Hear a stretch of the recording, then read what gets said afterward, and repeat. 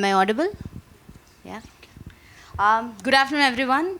Thank you, Mani, for the lovely introduction, and it's my pleasure to host this panel today with our eminent speakers that we have here. Thank you to our lovely audience here for sticking around, and hope you are enjoying the other panel sessions that we have planned for the day today. But before we get into the discussion, I just wanted to take a few minutes just to talk about our entire panel discussion topic, right? The technology-driven inclusion. I believe I'm speaking for the rest of the audience here today when I say that technology is changing in a speed that will be never as it is today, right? The pandemic has condensed almost 10 years worth of digital acceleration into probably 1 or 2 years for many companies, and that's why we are here to let you know that inclusion must be at the heart of the digital acceleration. Let's just think about why do we need technology-driven inclusion, right? At least from Zinnov's POV, we think that to understand the current state of IND across the organization and to implement a lesser biased approach. Second, in terms of raising awareness of bias occurring in real time and at an individual level to enable an appropriate action, right? On the other hand, we also think that are we enabling technology too much in order to ensure that we lose the critical sense of judgment, right? I have a bunch of questions that I want to pick the brains of our eminent panelists here today. But let me start with a much of a simpler question, right? Which is open for all the panelists here today in terms of what does inclusion mean to you, right? Let me just start with Cynthia here. So for me, diversity is a fact. It's who's there in the room. Inclusion is a choice. So by virtue of that, inclusion actually means being objective. It's all about intent and mindset, making sure that people have a sense of belonging and a voice, so that you're able to unearth the power of diversity. Absolutely, yes. Saka, over to you. Thank you. To me, inclusion means a set of very deliberate actions which ensure that within an ecosystem, all resources, all opportunities, all dialogues, all discussions are accessed by the people who belong to that ecosystem, and nobody is left out, even inadvertently. Okay. So that to me is inclusion. Also, inclusion means to me celebrating, identifying each one's individuality. Absolutely, yes. Sharmila, what are your thoughts on that? All right, good afternoon, everyone. So I'll begin with, as you can see, the panel is very inclusive. We have included Sakar. So for me, inclusion, I mean, it's well said by Cynthia and Sakar. Inclusion is like taking everybody along, and that's what inclusion really means for me. Good afternoon, everyone. To me, inclusion is equal opportunity for everyone, right? Irrespective of any sort of diversity that you belong to. So I think that's being one part of one family, irrespective of your differences, is inclusion to me. Absolutely, yes. We are also very much aware that the IND initiatives primarily started with the gender, followed by the PWD and the LGBTQ communities, right? But based on your years of experience, what other characteristics impact the initiatives in your company, right? Probably let me start with Cynthia once again here. Can you just throw us light in terms of the generational diversity and its impact in your organization initiatives? So we are looking at diversity not just from the pride community or gender diversity. We are also looking at diversity in terms of team compositions, where you're looking at tenured employees versus millennials, and most often, surprisingly, and which is much needed, we've seen millennials challenge us. So that diversity definitely provokes thought. We are also looking at economic inclusion in some way, where we are looking at hiring college grads, not just from reputed institutions, but also looking at students who come from rural colleges and economically backward families. And so we are trying to work with some NGOs to see if we can funnel that into our hiring and see if we can include those students as well. So those are a couple of things that we do. But I think inclusion, there are not many, everything is not being done at an organization level. For example, when you talk of diversity and inclusion, even in our own teams, right, you have a bunch of your own team members, some of whom are extroverts and some are introverts. That is diversity. That is something that we are not very cognizant about, but how do you get them to contribute? Because, we talk so much about diversity that we put in so much of effort into harnessing that diversity. But if you don't get the best of all the people in the room by even tapping that potential, then I think we are really losing a lot of effort there. So I would look at all these three aspects in addition to the normal ones that we focus on. Absolutely, yes. What about you, Shamila? Can you throw us some light in terms of the neuro or cognitive abilities? Sure. So, neuro is mental disorder, and cognitive is having various backgrounds. If I were to kind of decouple these two, they're not really, they generally mix together, but they're actually very mutually exclusive. So, when you look at neuro, it is about people suffering with anxiety, ADHD. How do you create an environment to include such people? Because anxiety, you cannot even decipher it. Right? Anxiety is something that will hit you when it hits you, and when you're an employee, you don't know what experiences you're having. So that's a neuro part, right? And when we talk about cognitive, cognitive is about having various backgrounds. It can now translate into when you hire people from tier 1, tier 2, tier 3. I mean, they come with a different experience and exposure. Ability to learn. The environments could be different from different universities, different college upbringings. So how do you create environment within the organization keeping these factors in mind is something, and I think it's inherently there, but it may not be pronounced as much as it should be in terms of how do you make the organization neuro and inclusive, so to say. So I mean, those are my perspective. Yeah. Absolutely. I think Sharmila did touch upon the geographical side of the diversity, but Sakar, from your POV, do you want to add some more light to it? So actually, Honey touched upon it in her address in the beginning. See, the fact of the matter today is that our jobs have become location agnostic. And we are hiring people in cities where we don't even intend to have an office in the future. When we were all in the pandemic, when we were all working from home, regardless of whether we were in the base city or not, everybody had an equal playing field. But in the future, when we would hire people in cities where we don't intend to have an office, how do we make the work environment inclusive for them? How do we make sure that everything that is available to an employee in the office is available to these colleagues of ours who are not working from an office? And we can't say that, well, they chose to work from home, so we will not provide them those facilities. So it's engagement, learning, anything for that matter, anything that we do in the office, we'll have to figure it out. And that is something, I would say, the pandemic gave us a few things, but the difference now is that after the offices have opened, some of us are in the office. So some things would work, some things would not work. So those which would not work are the things that we need to figure out. Absolutely, yes. I think we might all agree that IND as a charter has evolved, especially in the last 2 years, right? It's not something that leaders can talk in and around the Women's Day. It's something that you have to walk the talk around the year. In that case, how do you think that technology can actually bridge the gap in the IND initiatives, right? Probably let me start with Teja here. Yeah, technology to me is a level playing field, right? It can just, I speak from my own experiences. Way back when I joined the forces, they did not have women in the forces. I joined the second batch, and we were joining in the technology stream. So because we were engineering graduates, and they said, yeah, you can do, you're equally capable, right? So that was inclusion to me, the first experience of inclusion. Being in a totally men-dominated world, how do you engage? How do you, right from being in the same uniform to everything. Now coming to a corporate world, we based in India, our head office is in the US. So how do you play at a level playing field? Again, technology helped us, right? We were all in the technology industry. But now, in this hybrid workforce, when we have people, all sorts of people, especially I would say more for us, and personally to me, that hits is people with disabilities, different sorts of disabilities. And at Dell, for us, inclusion means not just diversity in terms of gender, generations, or even for people with different abilities, right? Now, there are people who are visually impaired, to speech impaired, to all of them. Then how do we get them? So we have a lot of tools that enable them to have a same experience like any one of us has. So we have screen readers for people with different abilities. We have audiovisual tools, special keyboards, magnifiers, screen readers. And also what we have done is, which is I thought very unique to us, is we have a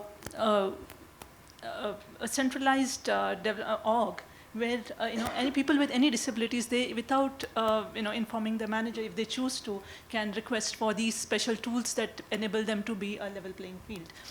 Apart from that, when we build our software, we also have an accessibility COE, where any applications that we build, we say, yeah, it has to be inclusive for anybody, irrespective of visual or and to the neurocognitive people with autistic on the spectrum, all of that. How do we enable them? So I think technology helps in multiple ways to get them to the same place. Absolutely. Shamila, would you like to add something to Teja's thought process? Yeah, sure. So you covered it well, Teja.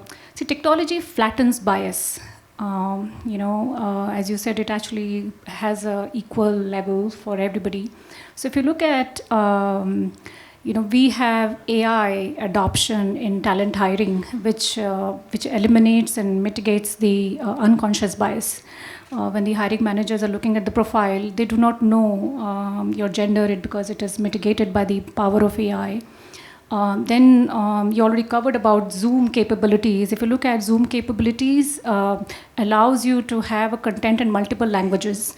So when you're doing your town halls and people from multiple geographies are logging in, they can actually see the language which is close to them. That is enabled by technology, by the power of Zoom itself. Then, being in HR, analytics sits at the heart of our day-to-day job. The analytics essentially helps business leaders at an organization level, at an individual level. It provides you the intelligence which helps you to make decisions about pay parity differences, gender biases. It eliminates all types of biases that can potentially happen, and analytics is definitely one of the ways to kind of eliminate and make the right decisions. And at Micron, we have been investing heavily into AI in order to make sure that our infrastructure, when people are working from home, people are working in a hybrid model, it doesn't really matter from where you're operating, but your environment setup and experience is going to be identical. So I think the technology is at the heart of our operations, and it's actually propelling the progress for DEI.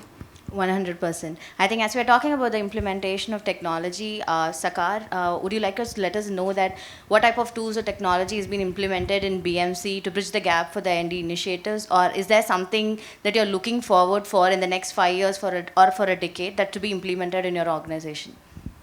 So very similar to what Teja talked about, we also have web accessibility plugins in our organization. Very similarly, we have a team which designs it.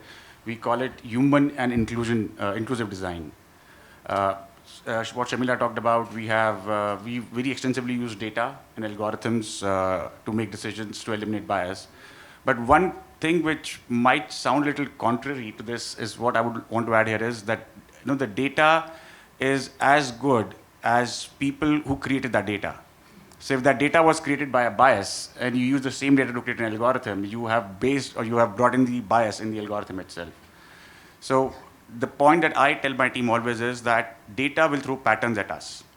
And we need to bring those patterns to the cognitive intelligence of a human being to decide which pattern you want to work on.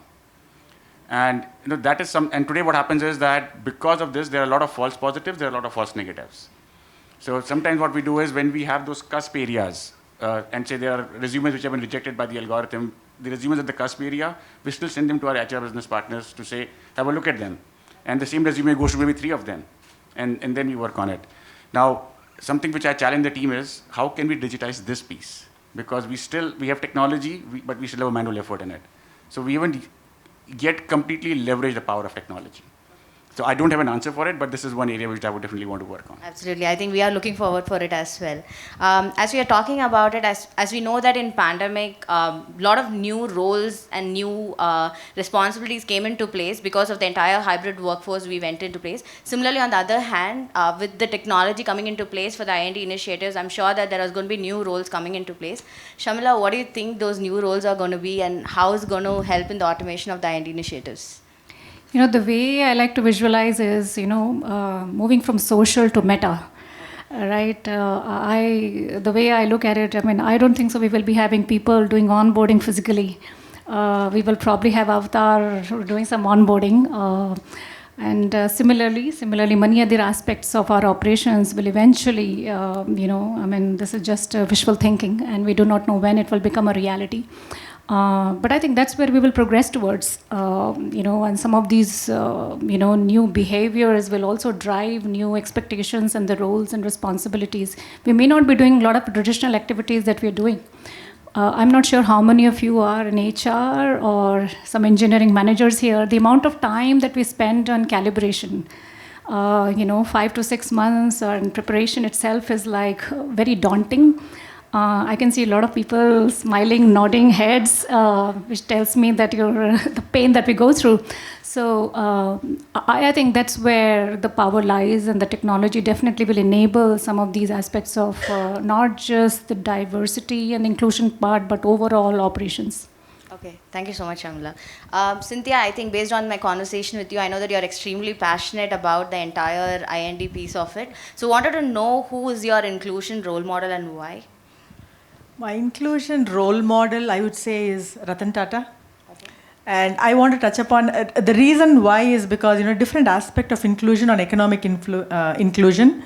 So, in 2016, he started this initiative called Avanti. And you know how difficult it is for a normal, common person to even get a loan from a bank, right? With all of the documentation and the proofs that you need to submit. So I think what Ratan Tata did was leverage the social presence of Tata Trusts, partnering with the technology, whereas using the India stack, which is UPI, Aadhaar, Jandan. For this program actually enables affordable credit to reach the unserved and the underserved segments of the society, right? And in a developing country like India, where there are so many people in a lower economic strata, this is a huge step in terms of inclusion, right? So, knowing Ratan Tata for everything else that he did, with this, I think this example is very relevant to the topic that we're talking today. Using technology for inclusion, and again, another aspect of technology inclusion, which is economic inclusion. Absolutely. Thank you so much for letting us know. As we are coming towards the end of the session, let's talk about the elephant in the room, which is the hybrid work environment, right?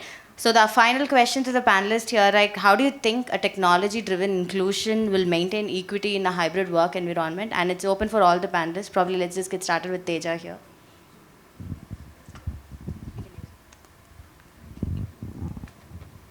So I think we have so many tools today for the hybrid workforce, right? Right from Zoom to so many collaborative tools, the whiteboarding tools that are available. So to me, it is, as they said, it's anonymous, right? Wherever you are still able to work. Now, definitely, there are areas where you need a physical presence, like this event, right? We have been doing 2 years virtual, but we still love to be in person. Those are things which we have to figure out. Could we do like... the newer technologies are enabling the hologram. I saw that where Microsoft, I think, has come up with, you can have your avatar in another place. And if people sitting outside of the room can have the same experience that you have here, I think that would be the nirvana state, I would say so. Absolutely. Shamila? Sorry, remind me, what was the question? How can we drive equity in the terms of the hybrid work environment? Yeah, I think in my mind, the order is the technology is the enabler for hybrid, not the other way around, because we have been working in a global environment, and irrespective of what location. Now we're talking about hybrid within the country itself, right? So not just the country, but it's within the country itself, and the technology, many applications are enabling us to be able to perform our jobs on a day-to-day basis and with a very seamless experience. So I think it's like a no-brainer in my mind. Technology sits at the heart of every single activities that we're performing, and inclusion is just one of them. Yeah, over to you, Sakar. See, to me, what is one thing that every employee looks for in a company? It is ability to learn, demonstrate that learning on the job, and grow. So if we can use technology to democratize learning, I think we would have done a great job in terms of sustaining a hybrid workforce. Okay. Cynthia? Yeah, given all the use cases that they talked about, right, we are living in the fourth industrial revolution where there have been extraordinary technological advances. But, technology will do what you ask it to do. So for me, I think fundamentally it is the mindset, right? I mean, if you are not intentional about doing it, then, it's difficult to have just technology drive something, right? You define what the policies are. You define who is going to be included, right? Whether it is recruitment, whether it is learning, whether it is, anything else that you do in the organization. So in short, I would say that, if you are not intentionally including, you are unintentionally excluding. Okay. So it's the mindset. That's a great way to end the session for sure. With that, we have come to the end of today's session and we are open for audience questions. With the interest of time, we'd like to take 1 or 2 questions. Please let us know if you have any questions. Yeah? Okay. Yes. Okay, thank you everyone for patiently listening to us, as well as huge thanks to the panelists here for throwing some light into a burning question that we had around the technology-driven inclusion. With that, over to Mani.